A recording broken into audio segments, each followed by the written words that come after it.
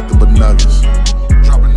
Yeah, see, I'm telling you, man, came from nothing to something. Now we're giving you game, dropping nothing but nuggets.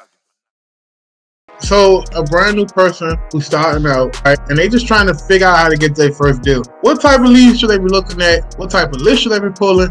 And what strategy would you give them as far as like getting their first deal? If, for example, you're a wholesaler, then there are some rules that you need to follow when it comes to finding a lead. And some of the main rules, for example, when it comes to wholesaling is it has to be off market and it has to have equity. Without it being off market and without it having equity, your whole wholesaling strategy falls apart. Now, the third part is what we call motivation. And that's what really generates what a lead is. And I think that's where we kind of got lost a little bit. So when I say motivation, there's all sorts of motivation out there. Now, for those that are coming into this industry, we're taught to go find a motivated seller's list. And so we're taught to find what we know to be distressed records, right? Pre-foreclosures and liens and divorces and delinquencies, vacant properties, which is a great thing to do. You should definitely do that. What are some lists that you think that's highly effective right now in today's market? Well, I think the highly effective one that's always been evident is going to be pre-foreclosures. Pre-foreclosures are the most sought after list, period, in every market, only because this is the last stop before the owner loses that property to the lender. Your goal is obviously to get that home before the lender gets it, and this is usually where you're going to find the highest motivated sellers and the biggest discounts, period. But just like with anything, the pendulum swings with real estate.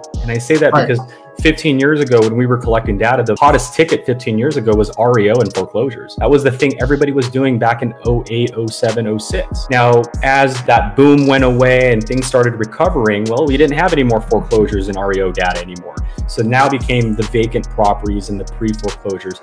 And so the pendulum swings. And I say that because this year is a perfect example of the pendulum swinging.